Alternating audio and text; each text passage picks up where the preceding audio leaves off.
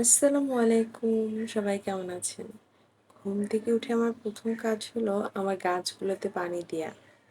কালকে রাতে অবশ্য একবার পানি দিয়েছি, তাই কিছু, কিছু গাছের গোড়া একটু ভিজে আছে এখনো।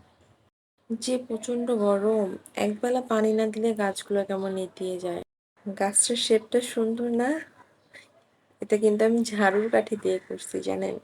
এই গাছটার নাম আমার ঠিক জানা নাই। কারো জানা থাকলে কমেন্ট করে জানাবেন। বেলকনির গাছগুলো রোদের দিকে কিভাবে বেঁকে যায়। আর এটা হচ্ছে আমার রেইন লিলি, সাদা সাদা ফুল ফুটে খুব সুন্দর।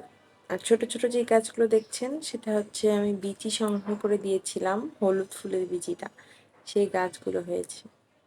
রেইন লিলি গাছ বৃষ্টির সময় ফুটে। আর এটা কি গাছ বলুন তো? এটার নাম হচ্ছে পোলাও পাতা। আমার শ্বশুরবাড়ি থেকে একটা ছোট্ট গাছের চারা নিয়ে এসেছিলাম। এটা এখন কত বড় হয়ে গেছে।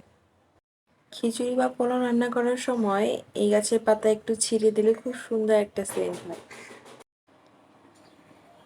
আর এই যে আমার স্নেক প্লান্ট, স্নেক প্লান্টের গাছ তো অনেক বড় হয়, এখন যদি একটু ছোট আছে। আর একটু বড় হলেই ওটা একটা বড় টবে গাড়তে হবে। এই তো, আজ এই পর্যন্তই। সবাই ভালো থাকবেন। আল্লাহ হাফেজ।